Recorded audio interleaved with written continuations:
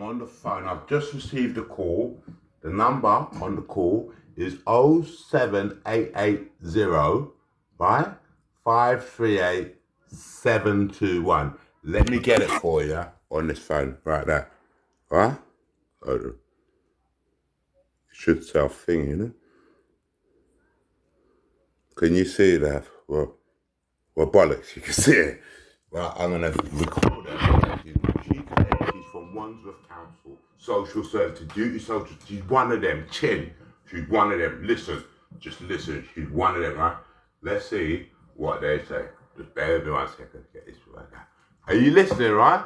It's Tuesday, the 18th of the 8th, 3:29 p.m. Incoming call from a Chin from Wandsworth Council Social Services. Let us go. Here we go. Hello? Hi, David. Oh, sorry about that. I just had to do something. So, yeah. So who are you, sorry? My name is Chen. I'm a duty social worker from Wandsworth Council. I'm on duty today. Okay. Yes, and because I'm on duty, I've been looking through the referrals we received recently. Yeah. And the referrals is raised because previously you had contact with Access Team. Yeah. About quite a few concerns. Yeah. Yes, so basically this conversation just for me to have a bit of a direct views from you. Yeah. And so that I can know, what you would like exactly. And then you mentioned so many concerns, so I just want to know from you, how do you want to go, proceed? Okay, do you want me to tell you? Yeah? Yeah?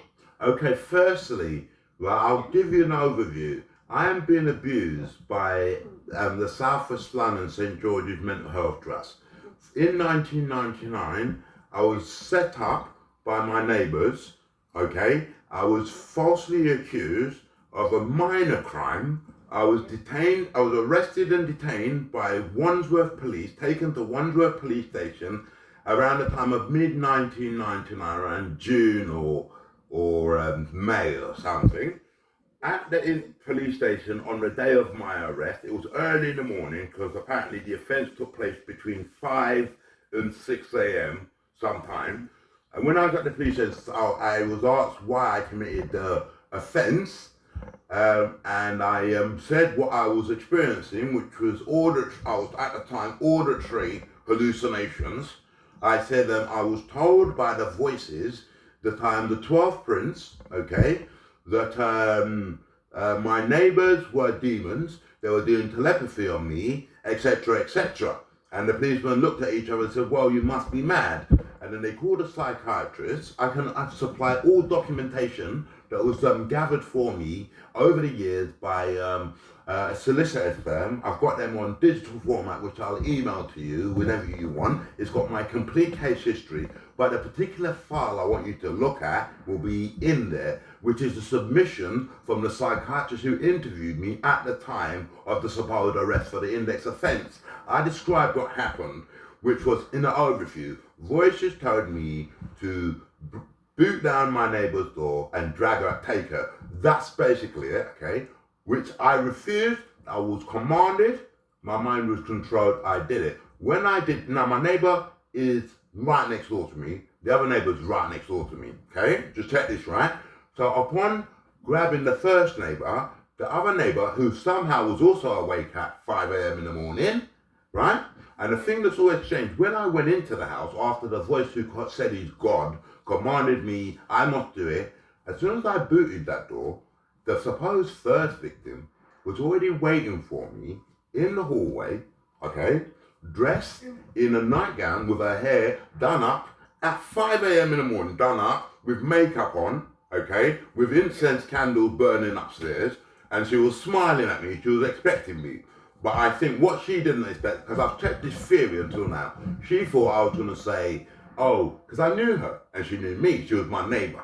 So she thought I was going to say, oh, Michelle, God said I should come and spend the day with you and we should go upstairs to your bedroom. That's what she was expecting me to say, because the presentation wasn't someone shocked. Why have you just booted in my door? It was like, oh, this is going to be amazing. You've just forced your way in. This is going to be passionate. Because if someone just booted in your door, you wouldn't be there smiling at them. So, okay, well, let's go upstairs. You would say, get out, what's going on? And why would you be downstairs at 5 in the morning? I wasn't kicking it for hours, it was one kick. It was too quick. You wouldn't better come downstairs like that so quickly. You'd be like at the top of the stairs, what's that bang? You wouldn't be already down like you were waiting before I even was able to resist the God saying, you have to do it, you have to do it. I'll say, no, I don't want to do that. Because then if you do something like that, you get into prison. So he forced me, and then when I did do it, so it took about 2 minutes to force me. So it's impossible. Because I was outside, I wasn't shouting. It was talking to me in my ear, I was talking normally. This is at 5 in the morning at 41 Vannick Square in SW15. Anyway, so I was set up. I was detained. I told the psychiatrist everything. And then he put it down. And then I was sent to prison, repeatedly attacked by the prison guards, inmates. People were told to kill me. A rumor was spread that I was a rapist.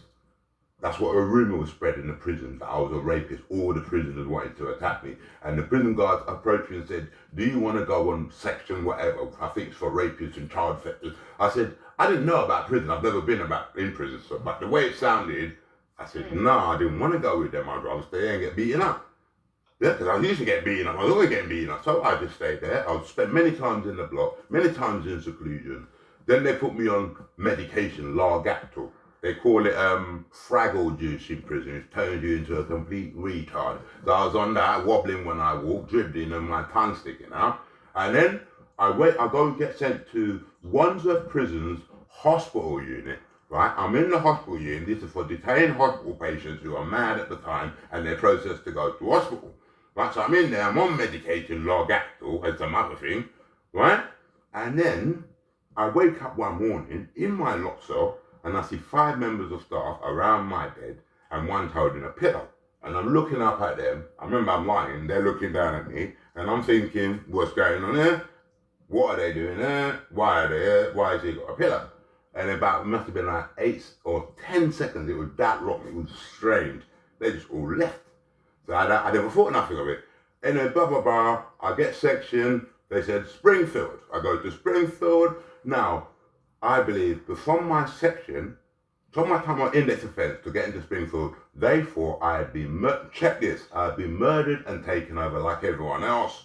So I didn't get no problem. I had no bad reports, I got on the medication, I had even things that I had taken drugs. And I didn't get much leave, I didn't get no trouble. And then within a year and a half, I was discharged to St Martin of Tours Mental Health Hospital in North London. I was just discharged. While I was in prison being discharged, I had met an old friend. His name was Kingsford Tissy at the time. He later changed his name to Colin Crawley. And his friend Dwayne Jamal Ramsey, right? I set up a business with just Kingsford.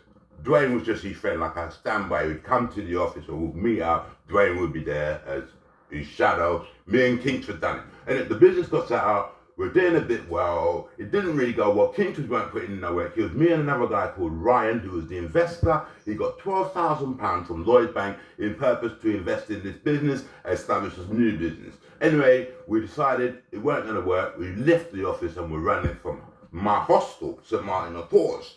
So, cut a long story short, I meet a girl, it's a setup. I go out one night, they try to kill me. I get shot 4 times. Police come to who shot you. I knew straight away it was Kingsford and Jam, Dwayne. And they went blah, blah, whatever. They found them, blah, blah, blah. Then I got recalled for no reason in 2004. So something happened after I got shot, or the reason I got shot. I know they were trying to kill me all along. They couldn't get me in hospital. They thought, let's discharge him. We've got more opportunity to kill him. Because all along, every day I go out, people are trying to kill me with knives in their bags, all that. And they all live by scan. Now, they didn't think I could scan. That's why they thought I was just another human they had murdered and taken over. They're doing it to everyone. Up until 2006, everyone who went to hospital has been murdered. I'm the only one that's still alive. Because I got section in 1999. I'm the only one that's still alive. I'm going to name some that I know. He's on my Facebook. His name is Eden Strang. The Samurai Church Attacker 2000. He was scanned. The Eden Strang that I know is dead. He's dead, and I'll tell you why. The one in him is not Eden Strang. I believe they set up the system where they're doing these knife attacks to give more power to the mental health system. Also, is to to scam people to be violent, to be knifey. Because they tried to do it to us when we were young, but we got out of that kind of knife crime. They're doing it to all these young black boys, and they're doing it telepathically. And we know why, the government know why. They want crime. So that's why they do crime. It's like a reverse psychology scam, where we'll do it. You think, why are you doing that? When you think of war, the thought process goes in, well, let's be violent. Knives are good. Let's use knives and kill each other. Why they do it, I know about, it's another story. But anyway, I'm here now. What I need now is, okay, I need help. I've got no money. There's a rat infestation here. There's built-in grime, mold and dirt here. I'm getting diseases, I'm getting infections, I'm getting accidents. The bed now is broken. At any point, it's gonna collapse. My TV is on an unstable surface, that's gonna fall on my head, I'm gonna get accidents. When I first got here, the plug sockets were all over the place, wires hanging out. The fridge continually leaks water. As I said, there's rats. The place smells of sewage, the piping. The list goes on. I've got video. Please help me. How can you help me? Right. Okay. Thank you, David, Okay. for the overview. Okay. I appreciate that, and I appreciate how much information you could give me during this short period of time. I've got it all on video. All my reports. So far, I've got 150 videos. I'll send them to you as an iCloud, forwarded email. I've sent it to the police. Everyone knows, and you'll have it on file. And just review it with your colleagues. And I'm sure the police will be in contact with you shortly. Yes, David. Just to let you know, the access officers you send information to. Yeah. Those officers have put the information on the system already. So fantastic. Yeah, you don't need to send anything to me.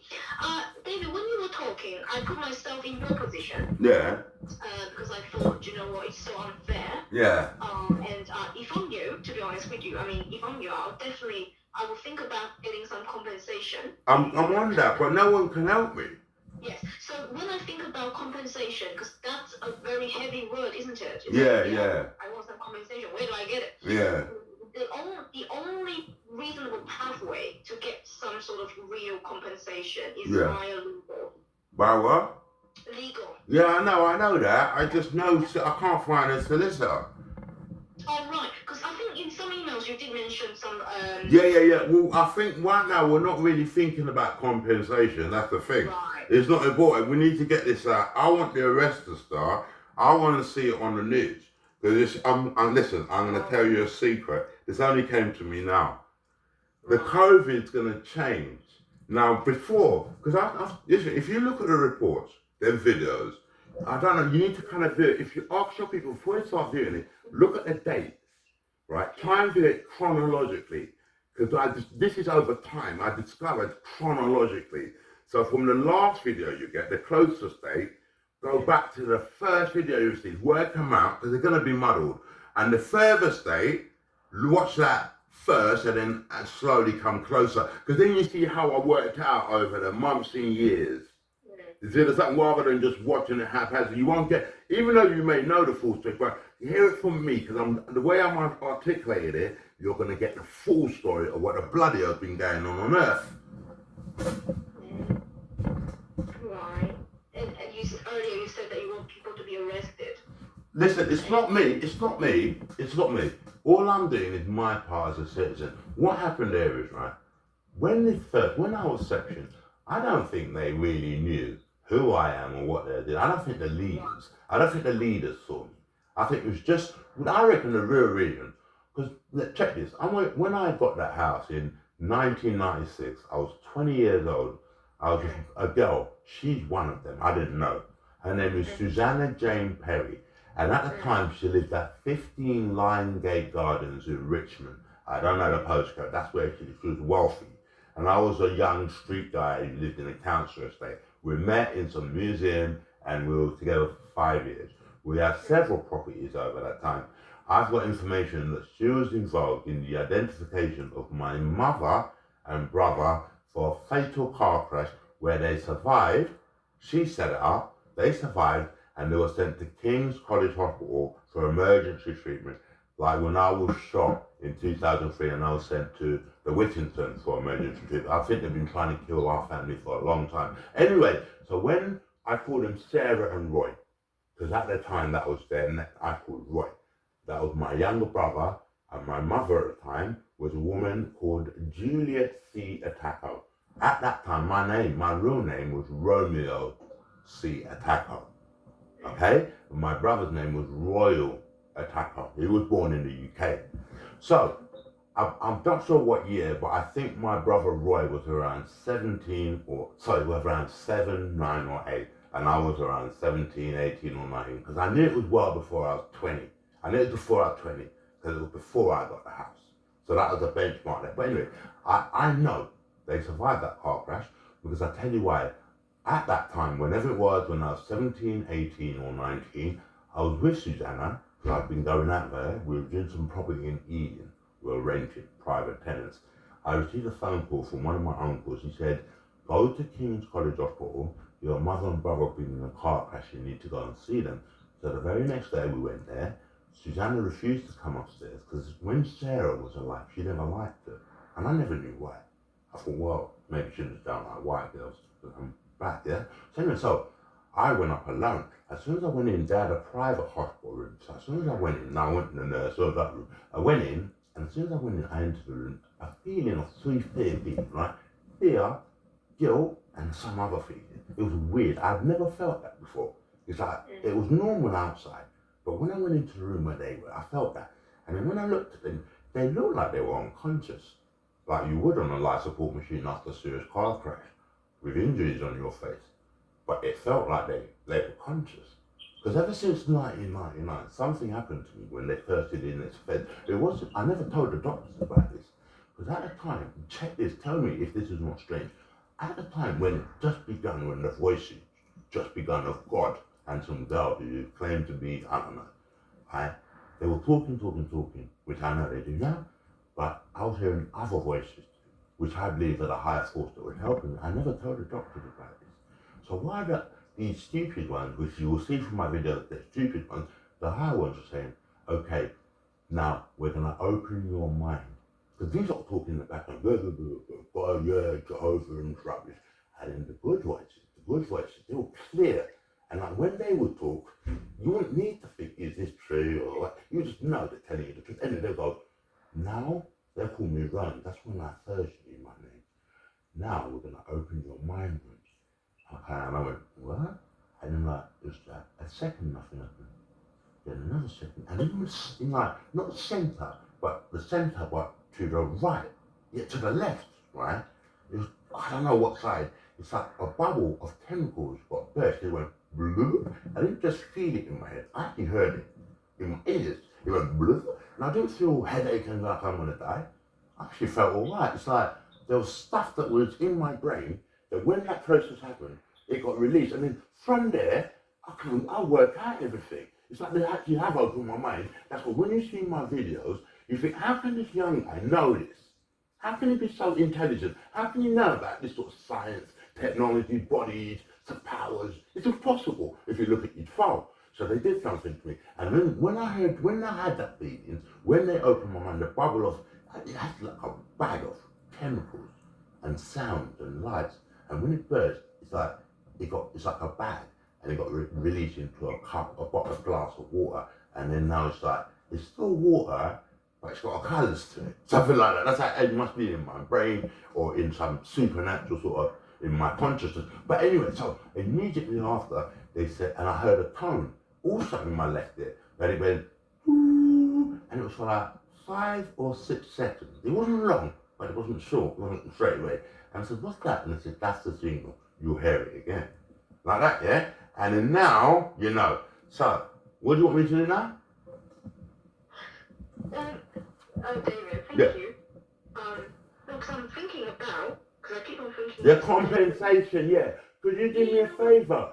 We'll do that later. Could you email me somewhere that I will go to find out? When this is over, we'll look at it. I'll have a team for that. But right now, I need you to get my deals. I need you to get me out of this house or get me able to come and fix my bed so I can sleep tonight. They don't let me sleep. They're continually telepathically blasting me. I get 2 hours sleep a night. This bed is going to collapse. They want my TV to collapse because they don't want me to send you any more deals. So I need this bed fixed. If I move wrong, it's going to fall.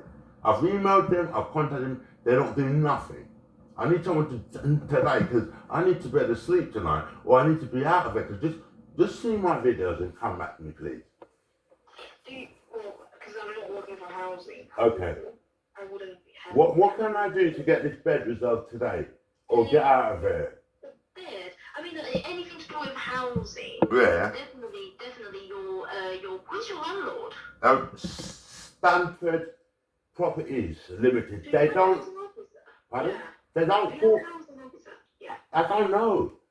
There's a guy called Matthew Lawrence at Wandsworth Housing, and he's aware of this. He told me to send it to temporary housing, which I have. Yeah, and they've not responded yet. The thing is, the day's getting on. If I go to bed, this bed could collapse. I could have an injury in my sleep. I see. I need to get. If you can't move me out today, someone needs to command them to immediately come and screw this on. It was purposely not screwed on properly, so I'd have an accident. I've got the video evidence of it. Because it's metal. How can you not screw metal on? How can it always falling apart? It's not screwed on properly. Definitely temporary housing. Definitely they are. Even if they are not the people who come out sort that out. Yeah. Definitely would have connection to the services. Can you contact? Because I've tried to call them. They never pick up their phone. Okay. And they never respond to my email. Can you call them and get someone to call me? What number have you been using? I don't know. I just call the numbers they give me. I've got so much stuff going on. If you could call them and say, there's an emergency. Can you call this guy, David Green? This is his number. It's an emergency. Because I'm going to have an accident here. Already have the ambulance. One woman's had to drive me to hospital for accidents I've had it. I'm getting infections, skin and body infections because of the uncleanliness of the place. There's sewage. I'm in sewage all the time. And it's bloody hot. I can't be here for much longer. No one doing anything. Alright. Then I'll try, see if I can speak to anyone. Yeah, please. Just get them to call me. I don't go nowhere. I've got no money. I've got nothing. So I'll be here. I'll try. Thank you very much, David. So what's going to happen now? Do you want me to send you? What do you want me to do? No, you don't need to send me anything because this phone call was for me to speak to you. Yeah. Yeah. Get some information from you. No, I will. First of all, try to speak to someone regarding what you said about the bed. Yeah. I'll feedback to my manager also about our conversation. So, David, that's all I can say now. Yeah. Do me a favour. The bed is the most important. I need to get that sorted today because I need to sleep. I didn't sleep last night because I was worried I'm going to fall over in the bed. It's just unstable. David, I need to be responsible for what I say. So yeah. Okay? Yeah. Please do understand. At least get someone to call me today and they can tell me what's next. I'll try, please. I'll try. Thank you very much, David. Thank you. Thanks. Bye-bye. Bye-bye. We got them. So you see that, right? The time now is 3:51 p.m. on Tuesday the 18th of August. The temperature in my room now is 26.8 Celsius. Why has it gone up? I actually feel hot from that phone call. And now, I'm not a meteorologist, but that's what it's saying. At this precise time, 3:52 p.m. on Tuesday the 18th of August 2020, the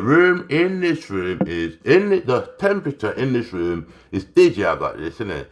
26.8 Celsius, right? Man will show you, man will not just tell you. Where's the something side? Can you see that side? It's like so. You can see that, isn't it? 26.8 Celsius. Now, I don't know, that might be the normal heat it's meant to be, but that seems a bit high. How come it's hot in here? It's hot in here. And listen, it's not like the window, eh? I know, not both of them, but what's the bloody point? Yeah, the radio is on. I'm not stupid, am I? Even if I own. But I'm going to open the window. Let's see if the heat comes down in and out, right? So the time 3:50 whatever, and we said 26. We said you're getting it, so make sure you're all right.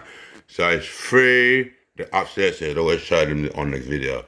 3:53 p.m. She said, did you something, right? That's the layout. Whatever that is, that's some frequency thing. Maybe from that. And there you go. And that's it, right? And this is the sign. This is how it is. There's no heat inside. So why is it so hot? Right, here we go. I've got this.